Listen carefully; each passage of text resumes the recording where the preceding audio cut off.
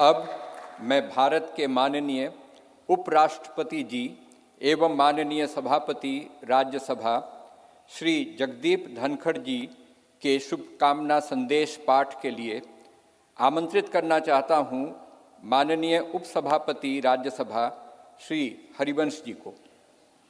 माननीय हरिवंश जी। भारत के उपराष्ट्रपति संदेश। भारतीय लोकतंत्र की अभूतपूर्व विकास यात्रा की इस महत्वपूर्ण ऐतिहासिक घड़ी और गौरव क्षण में पूरे देश को हार्दिक बधाई देते हुए मुझे अपार खुशी है। हमारा मौजूदा संसद भवन आज़ादी मिलने से आज दुनिया की एक बड़ी ताकत के रूप में भारत की पहचान बनने तक की ऐतिहासिक यात्रा का गवाह है। मुझे पूरा यकीन है कि इस अमृतकाल के दौर में बना नया संसद भवन आगे भी हमारी तेज प्रगति का साक्षी रहेगा। आत्मनिर्भर भारत बनाने से लेकर जनता की मूलभूत सभी जरूरतों की पूर्ति तक, देशवासियों को सशक्त बनाने से लेकर समग्र गरीबी उन्मूलन तक, यह गौरवशाली भवन भावी दशकों के दौरान अनेक ऐतिहासिक पलों का अध्याय लिखेगा। नई संसद हमारी शाश्वत धाराओं का प्रतीक है। यह हमारी समृद्ध भारतीय वास्तुशिल्प, परंपरा एवं सांस्कृतिक विरासत के साथ प्रगति विकास के लिए आधुनिक टेक्नोलॉजी को सर्वोत्तम तरीके से आत्मसात करने की हमारी क्षमता को भी प्रदर्शित करता है। वैश्विक कोविड महामारी से उत्पन्न चुनौतियां हमारे कर्मठ व प्रतिबद्ध श्रम शक्ति के अटल संकल्प को रोकने में विफल रहीं। यह भव्य देशज नई संसद गुलामी की मानसिकता से मुक्ति के हमारे राष्ट्रीय संकल्प का भी प्रतीक है। मुझे बेहद खुशी है कि हमारी संसद का नया भवन भारतीय मूल्यों संस्कारों का प्रकाश स्तंभ है। इसमें हमारे मुल्क की विविधता, देश के हर कोने से लाई गई कलाकृतियां व मूर्तियां हैं, जो भारतीय कला तथा संस्कृति की श्रेष्ठतम प्रदर्शनी के रूप में इसकी भव्यता में चार चांद लगाती हैं। संसद को लोकतंत्र का मंदिर कहा जाता है। यह वर्तमान और भावी पीढ़ियों की आकांक्षाओं, हसरतों की सुचारू पूर्ति सुनिश्चित करने के साथ ही सनातन परंपराओं तथा श्रेष्ठ लोकतांत्रिक मानकों के संरक्षक के रूप में भी काम करता है। संसद का यह भवन देश के कोने कोने के भिन्न भिन्न श्रेष्ठ विचारों को प्रतिबिंबित करेगा। इनके बीच राष्ट्रीय सहमति बनाने की दिशा में इसका अमूल्य योगदान होगा। मेरा दृढ़ विश्वास है कि संसद का नया भवन नीतियों और विधानों के माध्यम से देश के हाशिए के लोगों को विशेष तरजीह देते हुए सभी देशवासियों की आवश्यकताओं और आकांक्षाओं का सक्रियता से समाधान सुनिश्चित करेगा। इस तरह भारत की बुनियादी प्रतिबद्धता को और सुदृढ़ करेगा। यह मुल्क लोकतंत्र का पालना है। दुनिया के सबसे पुराने और बड़े लोकतांत्रिक देश के रूप में भारत लोकतांत्रिक मूल्यों और प्रक्रियाओं के वैश्विक फैलाव और संरक्षण में सहायक रहा है। मैं आश्वस्त हूं कि सम्मान, महिमा, विज्ञान, महान संस्कृति का प्रतीक संसद का नया भवन लोकतंत्र को जीवंत रखने एवं सुदृढ़ करने की दिशा में हमारे सतत प्रयासों को पुनः नई ऊर्जा और बल देगा और सफलता का मार्ग प्रशस्त करेगा। यह कहते हुए मुझे अपार खुशी है कि माननीय प्रधानमंत्री श्री नरेंद्र मोदी जी, जो आज़ादी के बाद जन्म लेने वाले हमारे मुल्क के पहले प्रधानमंत्री हैं, इस शानदार भवन का लोकार्पण कर रहे हैं। जैसा कि मैं अक्सर कहता हूं और मेरा दृढ़ विश्वास है कि संसद लोकतंत्र का मार्गदर्शक ध्रुव तारा यानी नॉर्थ स्टार है। संसद लोगों के जनादेश को प्रतिबिंबित करने वाला सबसे प्रामाणिक मंच है। किसी देश की नियति को दिशा देने में इसकी निर्णायक भूमिका असंदिग्ध है और यह प्रजातंत्र का मूल मंत्र और सार है। तकनीकी रूप से सशक्त संसद निश्चित रूप से संसद सदस्यों को राष्ट्र की नियति को आकार देने के लिए अपनी ऊर्जा और प्रतिभा को श्रेष्ठतम रूप से उजागर करने में सक्षम बनाएगी, लोकतांत्रिक मूल्यों को प्रस्फुटित करना सुनिश्चित करेगी, लोकतंत्र के मंदिर के रूप में संसद की उदात्तता को बढ़ाएगी। मुझे पूरी उम्मीद है कि नया भवन भविष्य की भावी चुनौतियों के बीच भारत का पथ प्रदर्शक बनेगा, हमारी साझा उमंगों, आकांक्षाओं और अभिलाषाओं को सार्थक और सशक्त दिशा देगा। हार्दिक शुभकामनाएं। अंत में देश के माननीय उपराष्ट्रपति जी आदरणीय श्री जगदीप धनखड़ जी का हस्ताक्षर, दिनांक 28 मई 2023, नई दिल्ली।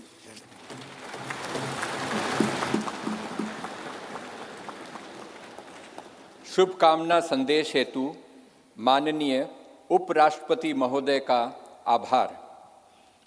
आज के इस ऐतिहासिक समारोह को अपनी मंगल कामनाओं से अभिसिंचित करने हेतु भारत की माननीय राष्ट्रपति आदरणीय द्रौपदी मुर्मू जी का प्रेरणादायी संदेश प्राप्त हुआ है। मैं माननीय उपसभापति राज्यसभा श्री हरिवंश जी से अनुरोध करूंगा कि माननीय राष्ट्रपति महोदया के आशीर्वचन संदेश का पाठ करने की कृपा करें।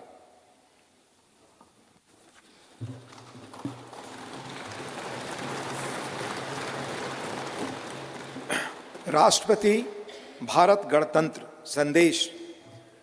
संसद के नए भवन के उद्घाटन का यह महान अवसर भारतीय इतिहास में स्वर्णाक्षरों में दर्ज रहेगा।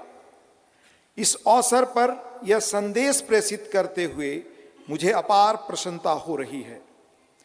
नए संसद भवन का उद्घाटन हमारी विशाल और विविधतापूर्ण भारत भूमि के सबसे उत्तरी छोर से दक्षिणी सिरे तक, पूर्वी सीमा से पश्चिमी तट रेखा तक रहने वाले सभी देशवासियों के लिए गौरव व अतुलनीय आनंद का अवसर है। भारत की संसद का हमारी सामूहिक चेतना में एक विशिष्ट स्थान है। संसद हमारी समृद्ध लोकतांत्रिक परंपराओं का प्रकाश स्तंभ है। लोकतांत्रिक विमर्श के प्रति श्रद्धा भाव हमारी सामाजिक सांस्कृतिक परंपराओं का मूल सत्व है, जिसके आधार पर स्वस्थ वाद विवाद, अर्थपूर्ण संवाद तथा विचारों के आदान प्रदान की सुचारू पद्धतियां सदियों से हमारे देश में फलती फूलती रही हैं। अपनी सहज लोकतांत्रिक जन भावना के बल पर हमारे देश ने जन भागीदारी का निरंतर विस्तार किया है और समाज के सबसे गरीब वर्गों को सशक्त बनाया है।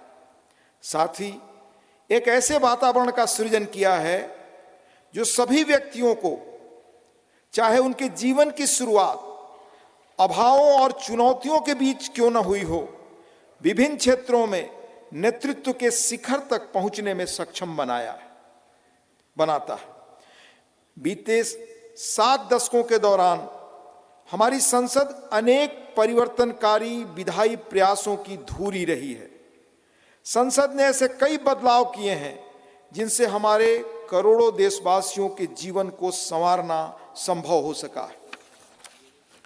नए संसद भवन का उद्घाटन हमारी लोकतांत्रिक यात्रा में एक महत्वपूर्ण पड़ाव है।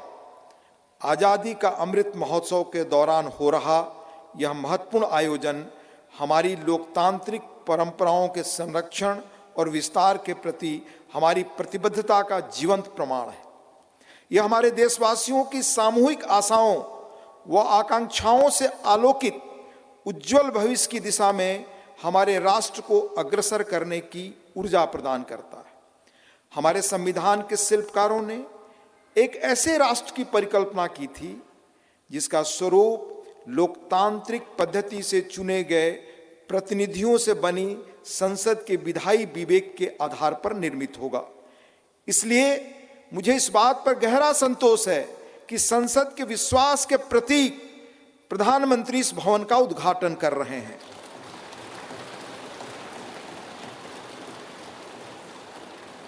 इस विश्वास के साथ कि नए संसद भवन का अनावरण हम सभी के बीच एकता और राष्ट्रीय गौरव की भावना को और अधिक मजबूत बनाएगा।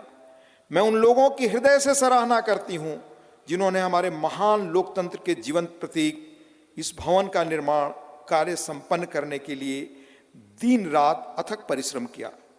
इनके अनथक प्रयासों की स्मृति देशवासियों के मनोमस्तिष्क में सदैव अंकित रहेगी। मेरी हार्दिक शुभकामना है कि नवनिर्मित संसद भवन भारतीय लोकतंत्र की महान परंपराओं और आदर्शों के अनुरूप नए प्रतिमान स्थापित करे। अंत में महामहिम राष्ट्रपति जी आदरणीय श्रीमती द्रौपदी मुर्मू जी का हस्ताक्षर है। 26 मई 2023 नई दिल्ली।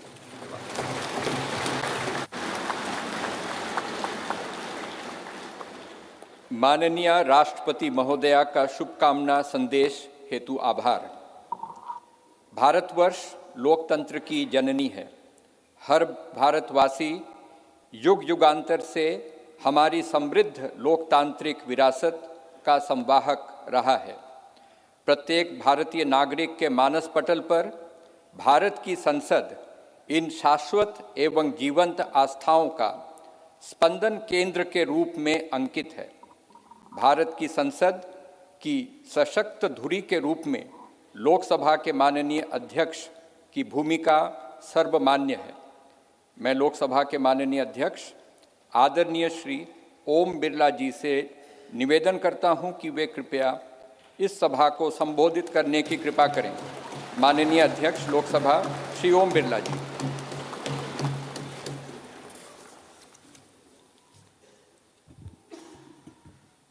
नमस्कार।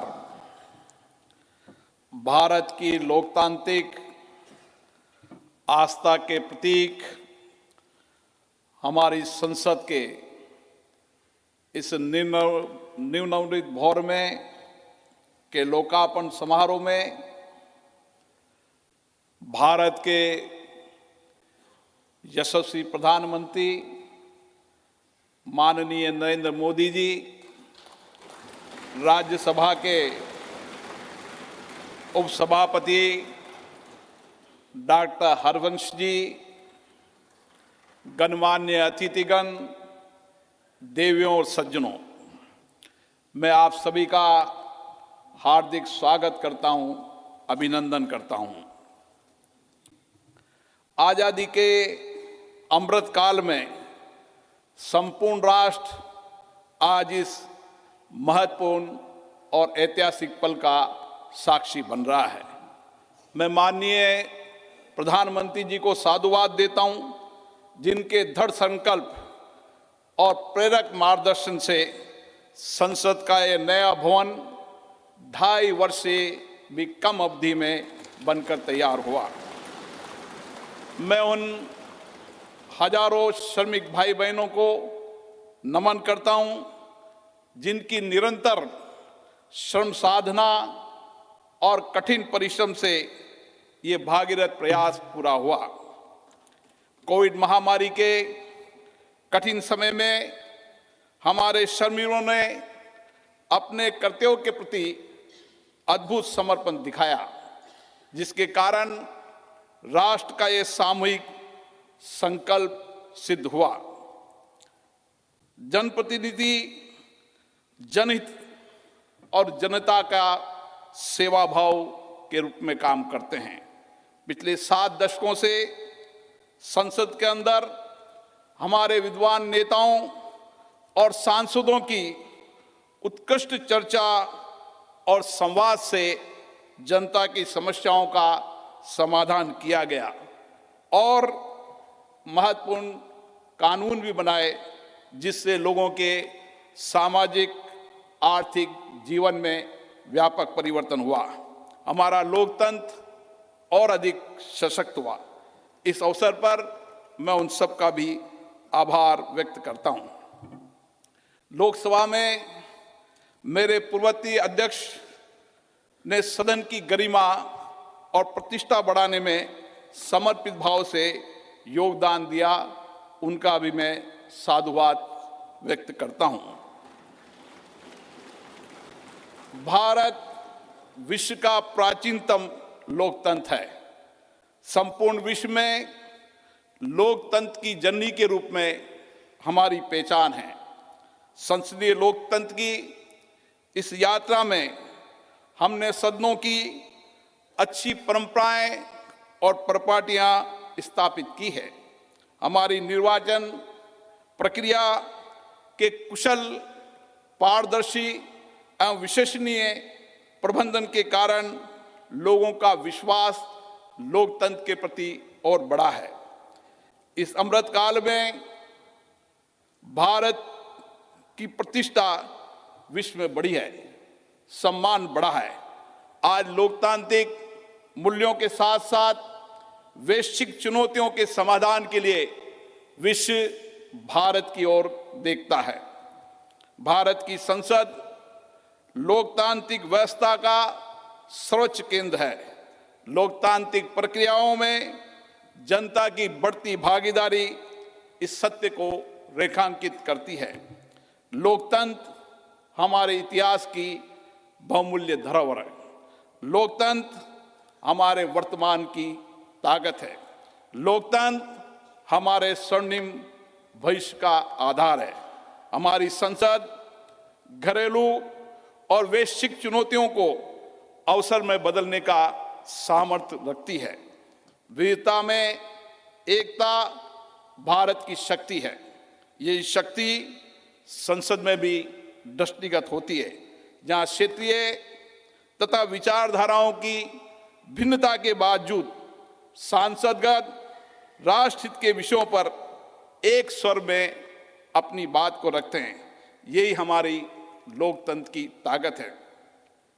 भारत की संसद इस प्राचीन राष्ट्र की गौरवपूर्ण लोकतंत्र विरासत की कस्टोडियन है।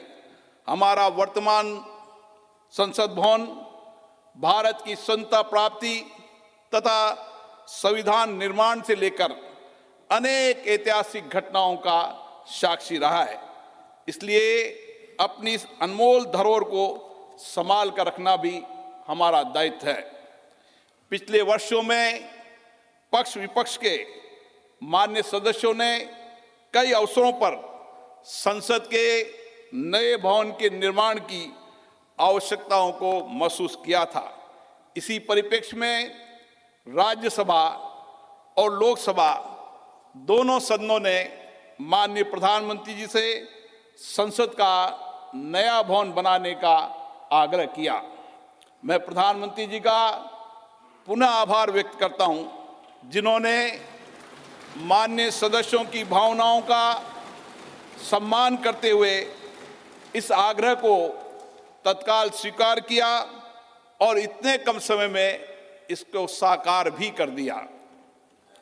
हमारे इतिहास की एक महत्वपूर्ण धरोहर सेंगोल को अध्यक्ष पीठ के समीप स्थापित कर माननीय प्रधानमंत्री जी ने ऐतिहासिक परंपराओं के सम्मान एवं न्यायपूर्ण एवं निष्पक्ष शासन के प्रति अपने संकल्प को दोहराया है। ये नवनिर्मित भवन हमारी समृद्ध संस्कृति, प्राचीन विरासत एवं आधुनिक आकांक्षाओं का अद्भुत संगम है। नए भवन में मान्य सदस्यगण नई तकनीकी प्रौद्योगिकी का उपयोग करके अपनी कार्यकुशलता को बढ़ा पाएंगे। नए वातावरण में नए विचारों का सर्जन होगा, ऐसा मेरा विश्वास है। हमारे नए भवन में ऊर्जा संरक्षण, जल संरक्षण, ग्रीन टेक्नोलॉजी, पर्यावरण अनुकूलता की विशिष्टता का समागम है। यह भवन वास्तुशिल्प, कला व संस्कृति का अद्भुत उदाहरण है। इसमें संपूर्ण भारत की उत्कृष्ट व विविधतापूर्ण सांस्कृतिक विरासत के दर्शन होंगे। इस भवन में प्रत्येक भारतीयों को अपने अपने राज्य की संस्कृति की झलक भी दिखेगी। इसलिए मेरा माननीय सांसद मित्रों से अनुरोध है, हम संसद में जब नए भवन में प्रवेश करें तो नए संकल्प के साथ प्रवेश करें। हम लोकतंत्र की अच्छी परंपराओं को आगे बढ़ाएं। हम संसदीय अनुशासन, मर्यादा और गरिमा के नए मानदंड स्थापित करें ताकि विश्व की लोकतांत्रिक संस्थाओं के लिए भारत की लोकतांत्रिक संस्था आदर्श बन सके। मुझे पूर्ण विश्वास है नए वातावरण में हम सब मिलकर अधिक ऊर्जा के साथ रचनात्मक व सकारात्मक चर्चा के माध्यम से एक श्रेष्ठ और विकसित भारत का निर्माण कर सकेंगे। आप सबका पुनः बहुत बहुत अभिनंदन।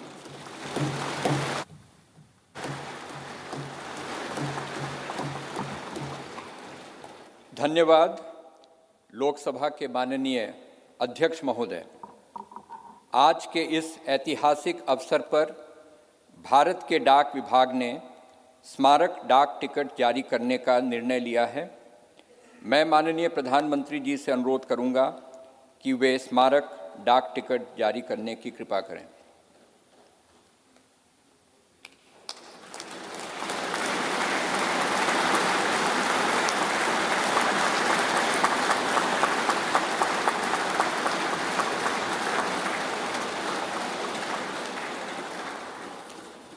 अब मैं माननीय प्रधानमंत्री जी से पुनः अनुरोध करूंगा कि इस अवसर पर भारत सरकार के वित्त मंत्रालय द्वारा तैयार किए गए विशेष सिक्के को भी जारी करने का कष्ट करें।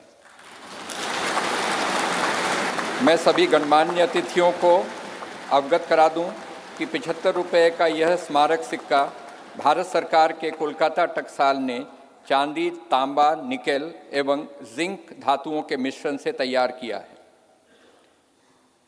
धन्यवाद माननीय प्रधानमंत्री जी, माननीय अध्यक्ष लोकसभा एवं माननीय उपसभापति राज्यसभा। संसद के नवनिर्मित भवन के प्रेरणा स्रोत एवं मार्गदर्शक और जिन्होंने पूरे विश्व में भारत का सम्मान बढ़ाया है, ऐसे भारत के माननीय प्रधानमंत्री परम श्रद्धेय श्री नरेंद्र मोदी जी को सुनने के लिए हम सभी आतुर हैं। मैं माननीय प्रधानमंत्री जी से विनम्रतापूर्वक निवेदन करूंगा कि वे इस सभा को अपने विचारों से अनुग्रहित करने की कृपा करें। माननीय प्रधानमंत्री जी।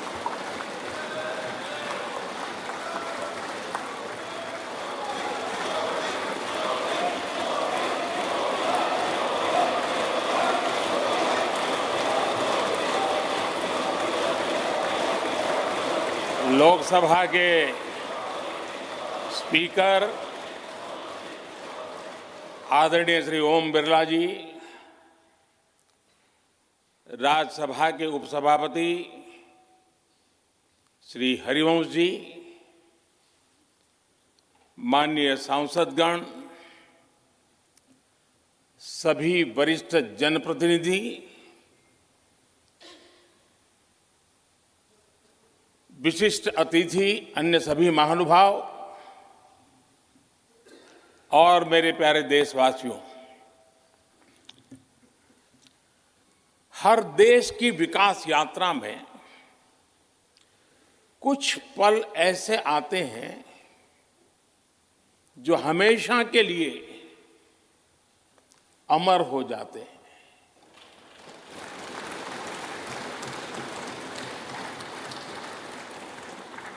कुछ तारीखें समय के ललाट पर इतिहास का अमिट हस्ताक्षर बन जाती है। आज 28 मई 2023 का ये दिन ऐसा ही शुभ अवसर है।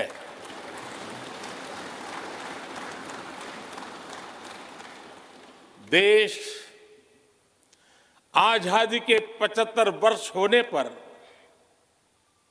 अमृत महोत्सव मना रहा है। इस अमृत महोत्सव में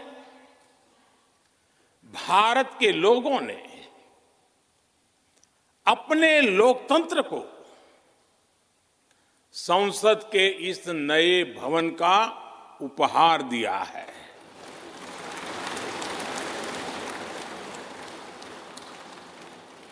आज सुबह ही संसद भवन परिसर में सर्वपंथ प्रार्थना हुई है। मैं सभी देशवासियों को भारतीय लोकतंत्र के इस स्वर्णिम क्षण की बहुत बहुत बधाई देता हूं।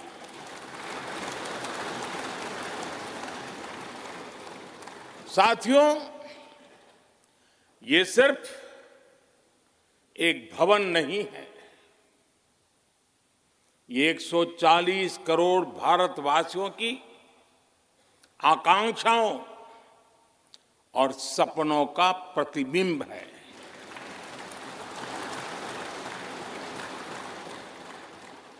ये विश्व को भारत के दृढ़ संकल्प का संदेश देता हमारे लोकतंत्र का मंदिर है।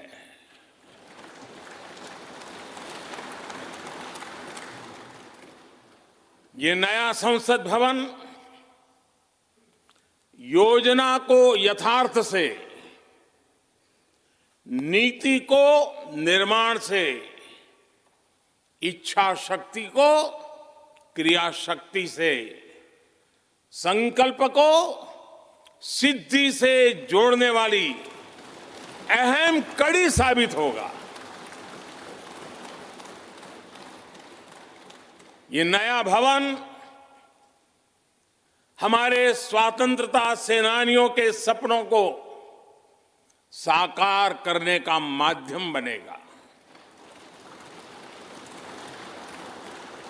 ये नया भवन आत्मनिर्भर भारत के सूर्योदय का साक्षी बनेगा।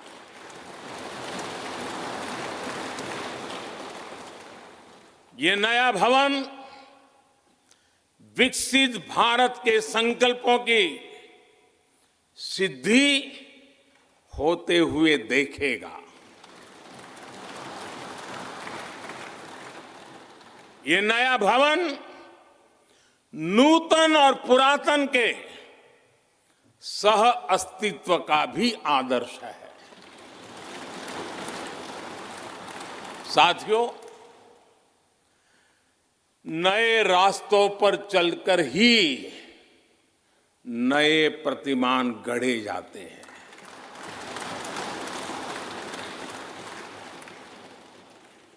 आज नया भारत नए लक्ष्य तय कर रहा है, नए रास्ते गढ़ रहा है। नया जोश है, नया उमंग है, नया सफर है, नई सोच है। दिशा नई है, दृष्टि नई है, संकल्प नया है, विश्वास नया है।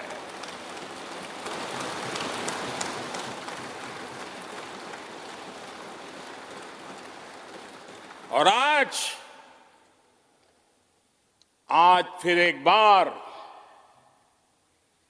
पूरा विश्व भारत को, भारत के संकल्प की दृढ़ता को, भारतवासियों की प्रखरता को, भारतीय जनशक्ति की जिजीविषा को आदर और उम्मीद के भाव से देख रहा है।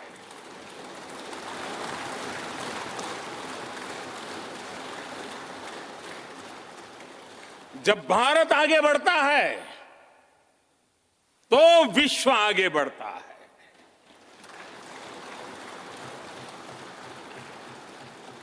संसद का ये नया भवन भारत के विकास से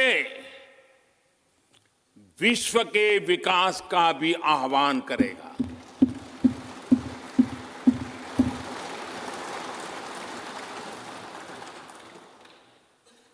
साथियों, आज इस ऐतिहासिक अवसर पर कुछ देर पहले संसद की इस नई इमारत में पवित्र सेंगोल की भी स्थापना हुई है।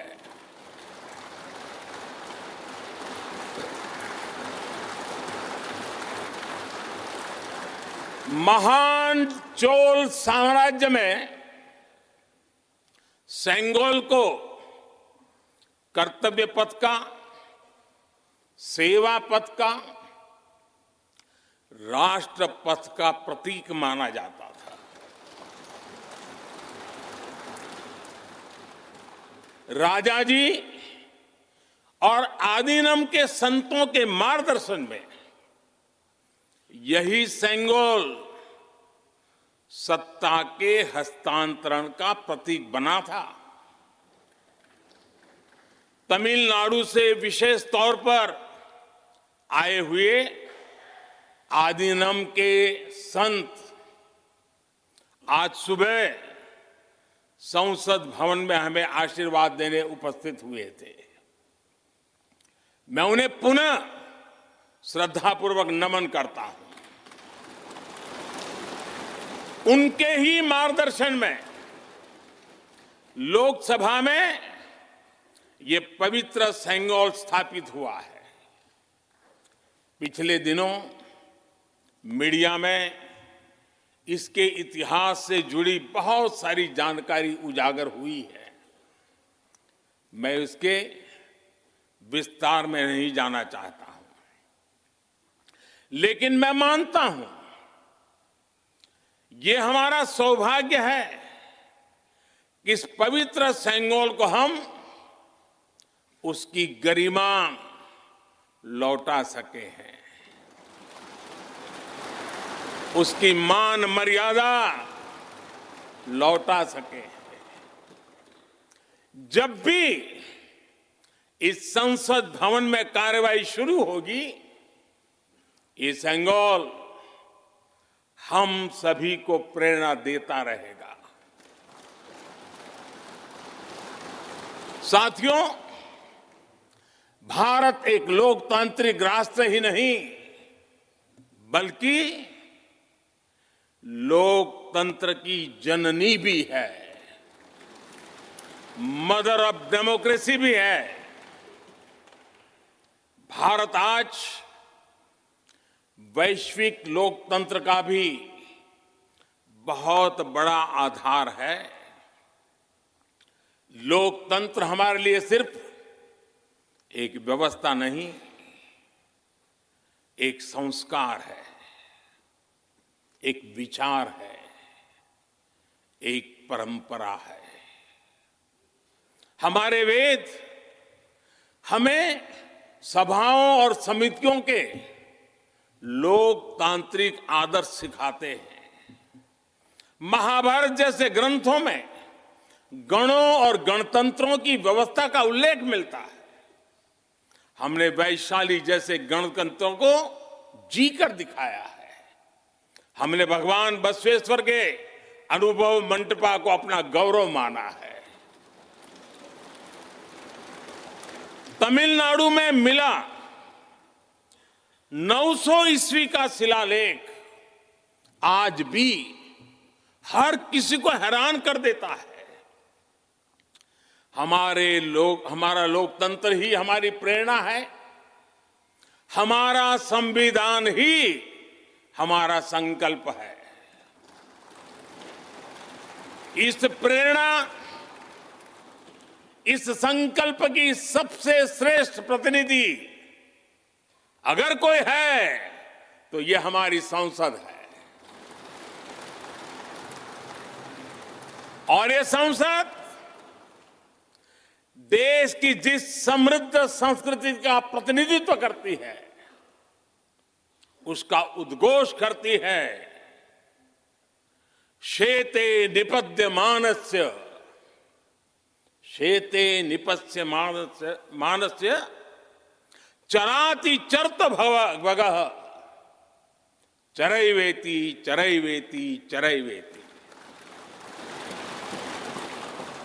कहने का तात्पर्य जो रुक जाता है उसका भाग्य भी रुक जाता है, लेकिन जो चलता रहता है उसी का भाग्य आगे बढ़ता है, बुलंदियों को छूता है। और इसलिए चलते रहो, चलते रहो। गुलामी के बाद हमारे भारत ने बहुत कुछ खोकर अपनी नई यात्रा शुरू की थी। वो यात्रा कितने ही उतार चढ़ावों से होते हुए, कितनी ही चुनौतियों को पार करते हुए आजादी के अमृत काल में प्रवेश कर चुकी है। आजादी का ये अमृत काल विरासत को सहेजते हुए विकास के नए आयाम गढ़ने का अमृत काल है। आजादी का ये अमृत काल देश को नई दिशा देने का अमृत काल है। आजादी का ये अमृत काल अनंत सपनों को, असंख्य आकांक्षाओं को पूरा करने का अमृत काल है। इस अमृत काल का आह्वान है, इस अमृत काल का आह्वान है मुक्त मातृभूमि को, मुक्त मातृभूमि को नवीन पान चाहिए, नवीन पर्व के लिए नवीन प्राण चाहिए। मुक्त गीत हो रहा, मुक्त गीत हो रहा नवीन राग चाहिए, नवीन पर्व के लिए नवीन प्राण चाहिए।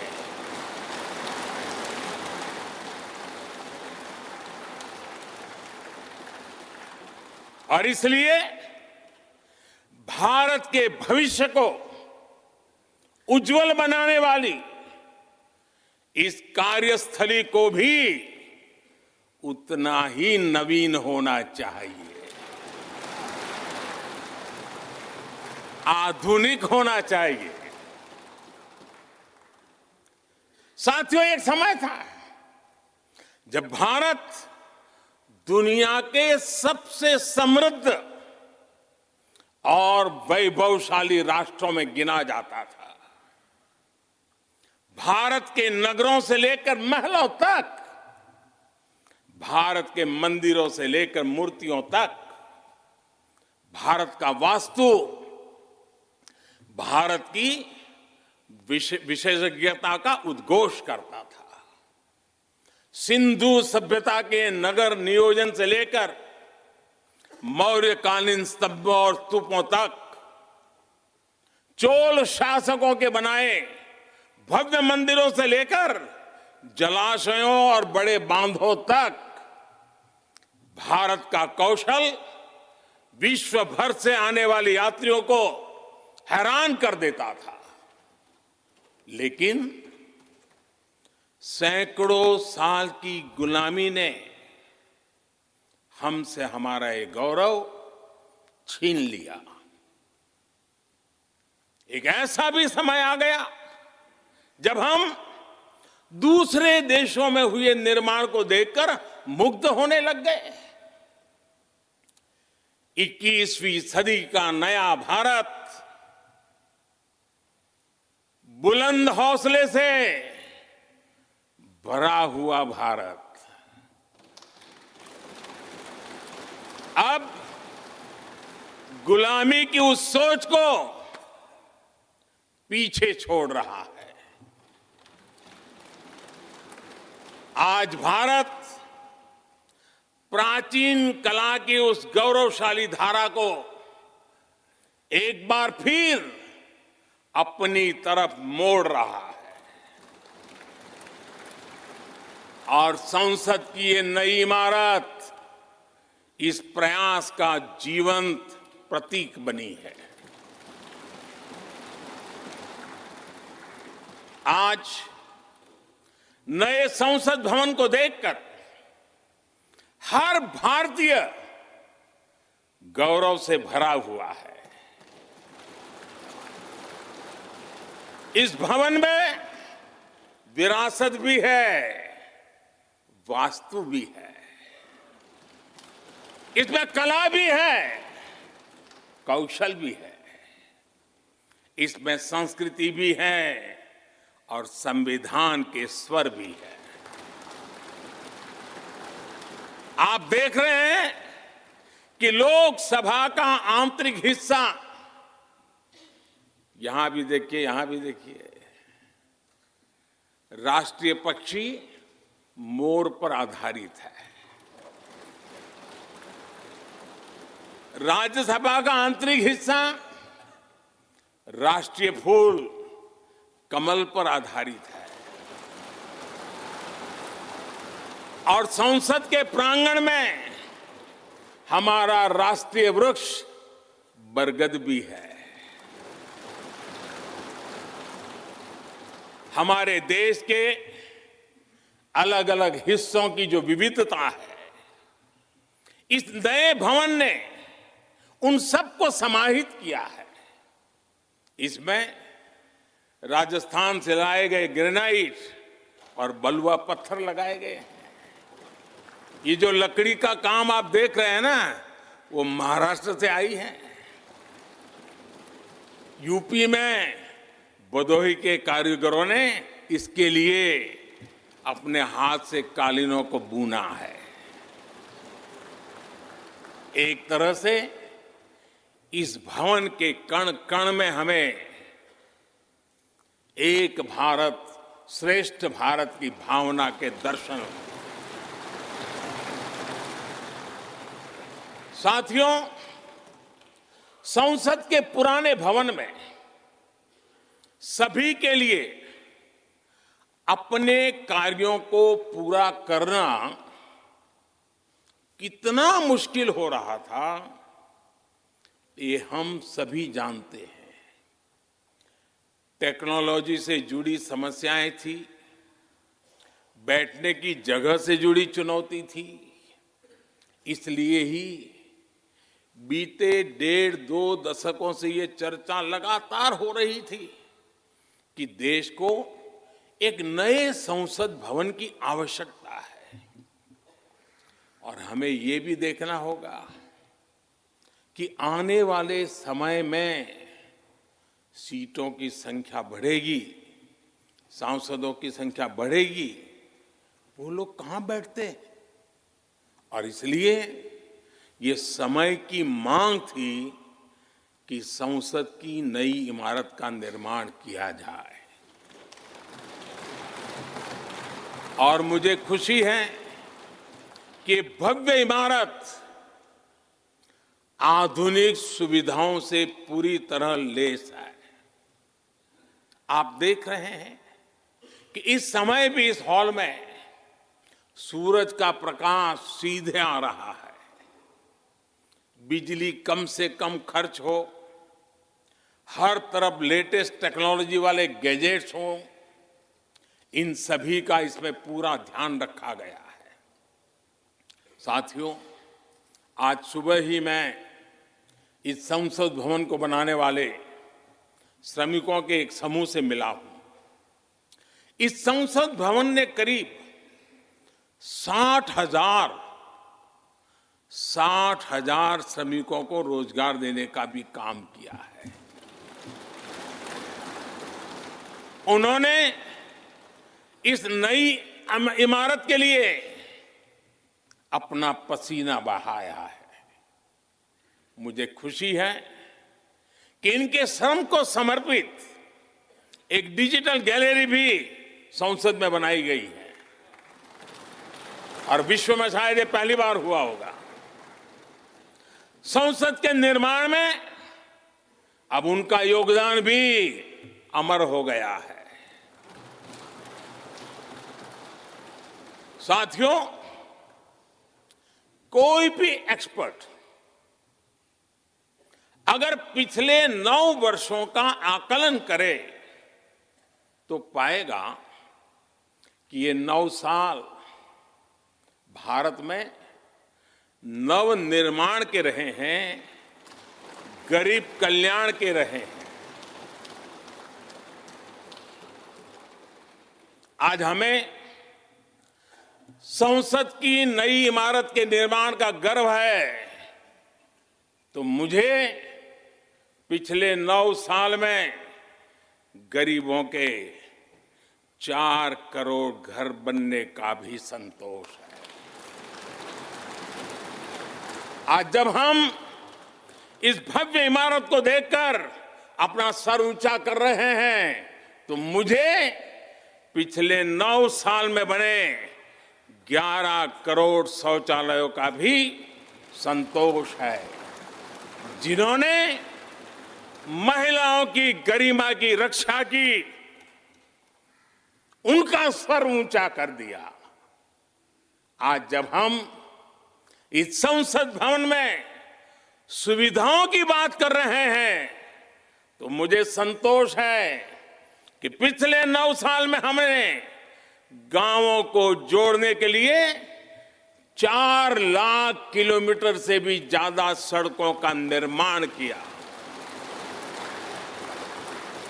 आज जब हम इस इको फ्रेंडली इमारत को देखकर खुश है, तो मुझे संतोष है कि हमने पानी की एक एक बूंद बचाने के लिए 50,000 से ज्यादा अमृत सरोवरों का निर्माण किया है।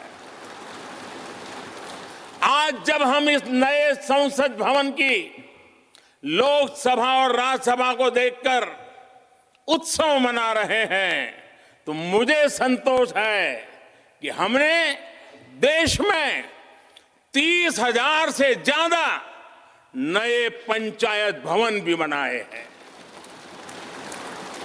यानी पंचायत भवन से लेकर संसद भवन तक हमारी निष्ठा एक ही है, हमारी प्रेरणा एक रही।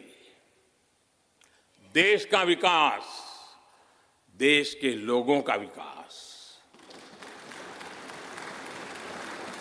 साथियों, आपको ध्यान होगा 15 अगस्त को लाल किले से मैंने कहा था, यही समय है, सही समय है।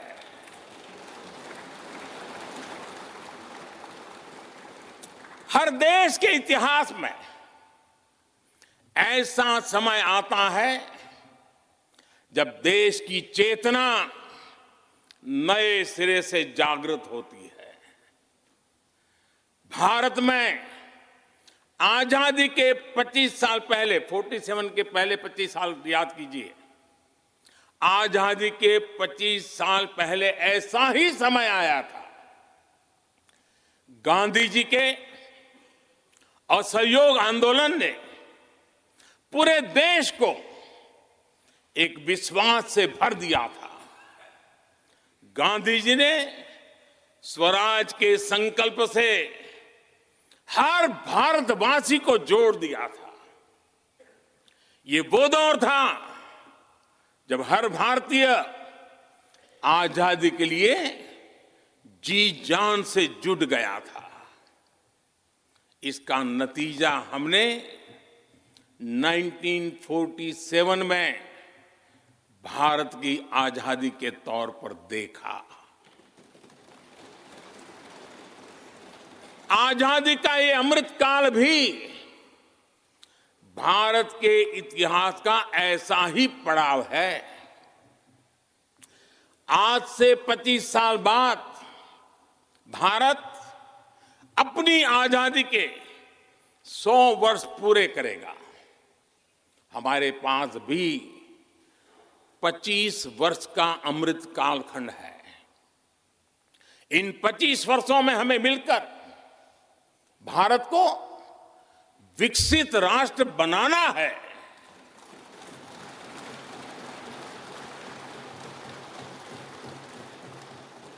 लक्ष्य बड़ा है, लक्ष्य कठिन भी है, लेकिन हर देशवासी को आज इसके लिए जी जान से जुटना ही है। नए प्रण लेने हैं, नए संकल्प लेने हैं, नई गति पकड़नी है। और इतिहास गवाह है कि हम भारतीयों का विश्वास सिर्फ भारत तक ही सीमित नहीं रहता। हमारी आजादी की लड़ाई ने दुनिया के बहुत सारे देशों में उस समय एक नई चेतना जागृत कर दी थी।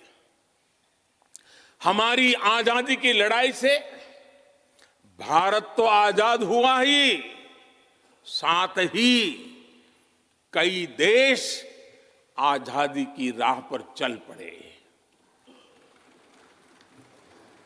भारत के विश्वास ने दूसरे देशों के विश्वास को सहारा दिया था और इसलिए भारत जैसा विविधता से भरा देश, इतनी बड़ी आबादी वाला देश, इतनी सारी चुनौतियों से लड़ने वाला देश जब एक विश्वास के साथ आगे बढ़ता है तो इससे दुनिया के अनेक देशों को प्रेरणा भी मिलती है। भारत की हर सफलता आने वाले दिनों में दुनिया के अलग अलग भूभाग में अलग अलग देशों की सफलता के रूप में प्रेरणा का कारण बनने वाली है। आज यदि भारत तेजी से गरीबी दूर करता है तो ये कई देशों को गरीबी से बाहर आने की प्रेरणा भी देता है। भारत का विकसित होने का संकल्प कई और देशों का संबल बनेगा। इसलिए भारत की जिम्मेदारी और बड़ी हो जाती है। और साथियों, सफलता की पहली शर्त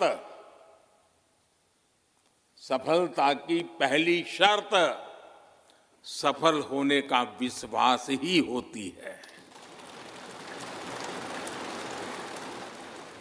ये नया संसद भवन इस विश्वास को नई बुलंदी देने वाला है।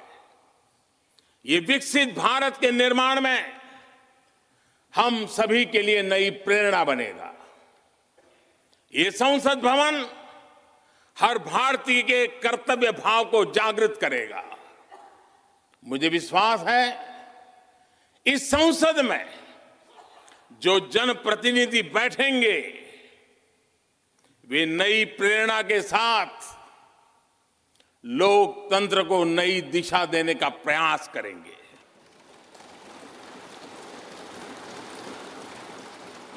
हमें नेशन फर्स्ट की भावना से आगे बढ़ना होगा। इदम राष्ट्राय इदम न मम। हमें कर्तव्य पथ को सर्वोपरि रखना होगा। कर्तव्यमेव कर्तव्यम, अकर्तव्यम न कर्तव्यम। हमें अपने व्यवहार से उदाहरण प्रस्तुत करना होगा। यद यदाचरति श्रेष्ठः तद्देव इतरो जनः। हमें निरंतर खुद में सुधार करते रहना होगा। उद्धरेत आत्मना आत्मानाम्।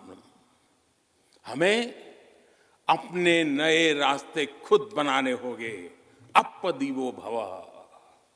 हमें खुद को खपाना होगा, तपाना होगा। तपसो ही परम नास्ति तपसा विंदते महत। हमें लोक कल्याण को ही अपना जीवन मंत्र बनाना होगा। लोकहितम मम करणीयम। जब संसद के इस नए भवन में हम अपने दायित्वों का ईमानदारी से निर्वहन करेंगे तो देशवासियों को भी नई प्रेरणा मिलेगी। साथियों, दुनिया के सबसे बड़े लोकतंत्र को यह नई संसद एक नई ऊर्जा और नई मजबूती प्रदान करेगी। हमारे श्रमिकों ने अपने पसीने से इस संसद भवन को इतना भव्य बना दिया है। अब हम सभी सांसदों का दायित्व है कि इसे अपने समर्पण से और ज्यादा दिव्य बनाएंगे।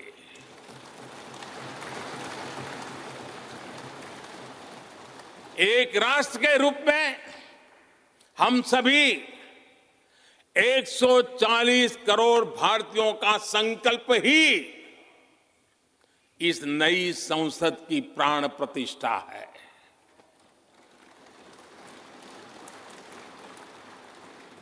यहां होने वाला हर निर्णय आने वाली सदियों को सजाने संवारने वाला है। यहां होने वाला हर निर्णय आने वाली पीढ़ियों को सशक्त करने वाला होगा।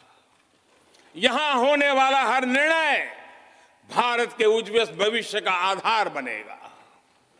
गरीब, दलित, पिछड़ा, आदिवासी, दिव्यांग समाज के हर वंचित परिवार के सशक्तिकरण का, वंचितों को वरीयता का रास्ता यहीं से गुजरता है। इस नए संसद भवन की हर ईंट, हर दीवार, इसका कण कण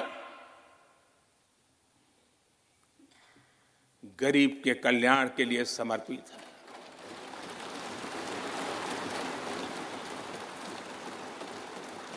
अगले 25 वर्षों में संसद के इस नए भवन में बनने वाले नए कानून भारत को विकसित भारत बनाएंगे। इस संसद में बनने वाले कानून भारत को गरीबी से बाहर निकालने में मदद करेंगे। इस संसद में बनने वाले कानून देश के युवाओं के लिए, महिलाओं के लिए नए अवसरों का निर्माण करेंगे। मुझे विश्वास है संसद का यह नया भवन नए भारत के सृजन का आधार बनेगा। एक समृद्ध, सशक्त और विकसित भारत नीति, न्याय, सत्य, मर्यादा और कर्तव्य पथ पर और सशक्त होकर चलने वाला भारत। मैं समस्त भारतवासियों को नए संसद भवन की फिर से बहुत बहुत बधाई देता हूं। धन्यवाद।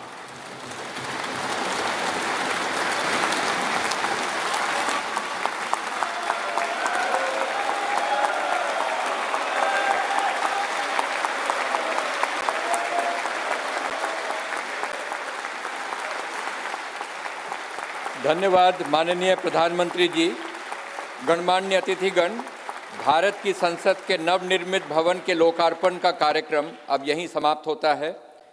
आप सभी को इस ऐतिहासिक अवसर पर पधारने के लिए हृदय से धन्यवाद। नमस्कार। जय Hind.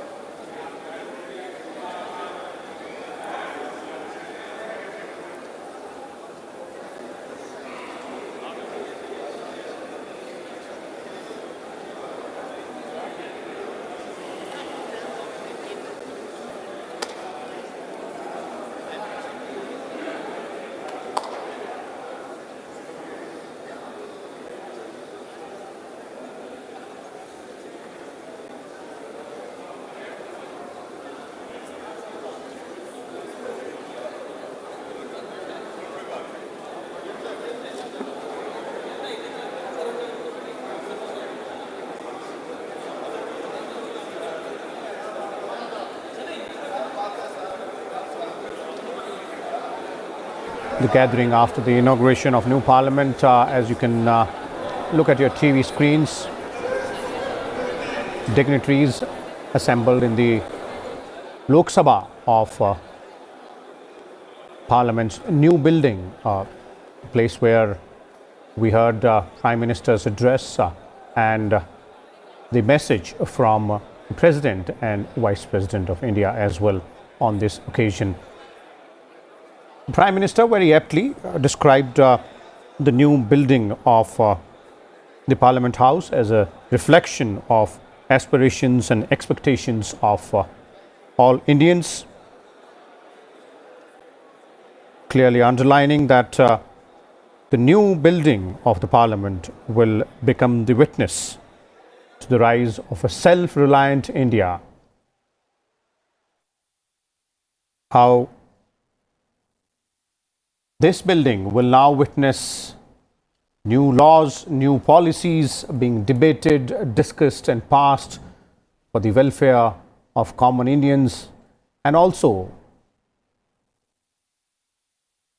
taking India ahead on the path to progress in Amrit Kal. We can see Prime Ministers and other dignitaries there on your television screens. All of them were present during this ceremony.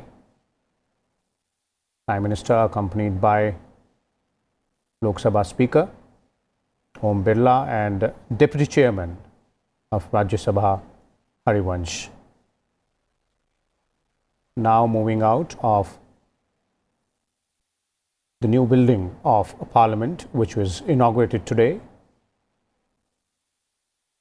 constructed in record time of less than 2.5 years. The foundation stone was laid by the Prime Minister in December 2020, to be precise on 10th of December, after a resolution was passed by both houses of Parliament that a new building for the Parliament should be constructed adjacent to the old one. And as the Prime Minister in his speech also mentioned, how this new building is a perfect example of coexistence of the old and the new.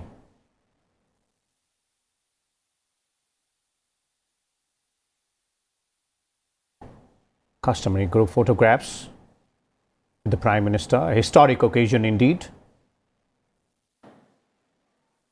attended by various ministers, chief ministers, members of Parliament, representatives of foreign missions in India,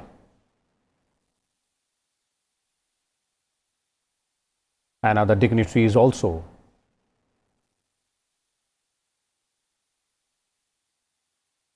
In the morning, we witnessed the pious ceremony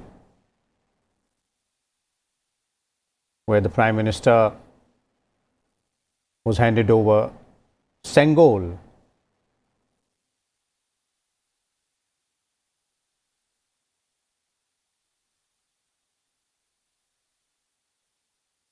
the Prime Minister accompanied by Lok Sabha Speaker and Deputy Chairman of Rajya Sabha, now coming out of the new building of Parliament House.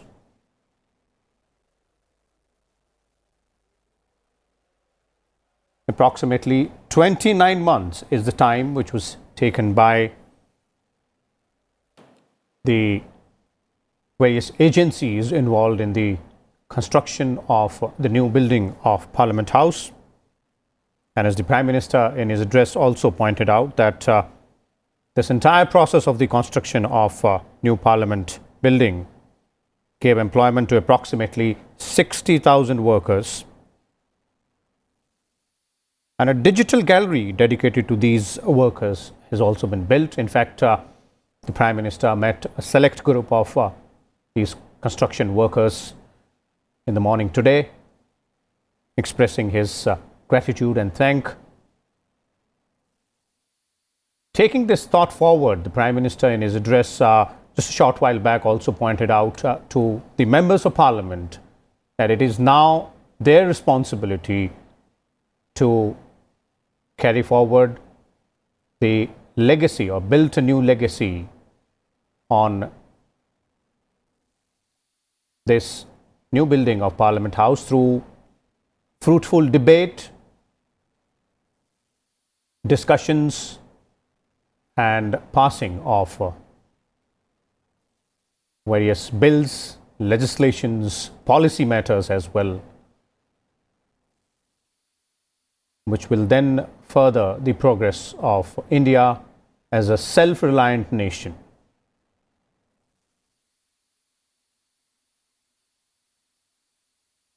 So, a historic occasion.